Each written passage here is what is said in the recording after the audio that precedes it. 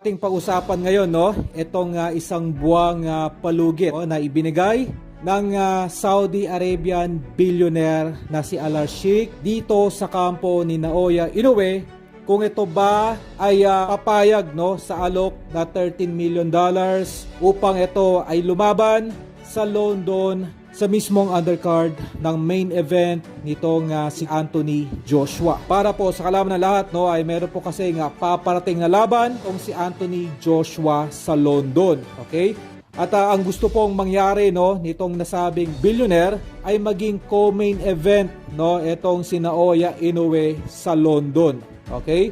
Ganun pa man ay humihingi ng isang magandang match-up itong nasabing billionaire para kay Inoue. At mula dito ay nababalita na nakikipag-ugnayan na rin itong Arabian billionaire dito sa Treasure Boxing Promotion, na kung saan ito ngayon ang humahawak pa sa ating kababayang si Cuadro Alas. Para po sa kalaman ng lahat, no, ay 2 beses nang nakalaban sa London itong ating pambato. Una nga po, nung ito ay nagpakitang gilas, nang nilampaso nito ang pambato ng London na si Charlie Edwards.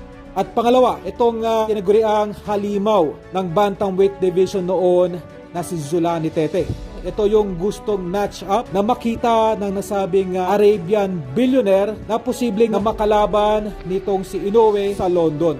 Parating ginagawang palusot, no, nitong si Inoue kaya hindi umaalis ng Japan ay dahil daw, no, sa mataas na demand ng mga kababayan nito na makita itong lumaban sa kanilang baluarte. Sa kauna-unahang pagkakataon ay merong nag-alok na billionaire na kung saan ay handa itong magbigay ng doble na bayad dito kay Inoue para ito ay lumabas lamang ng bansang Japan. Halos $7 million lamang ang nakuhang premyo nitong si Inoue sa naging laban nito kay Luis Nery.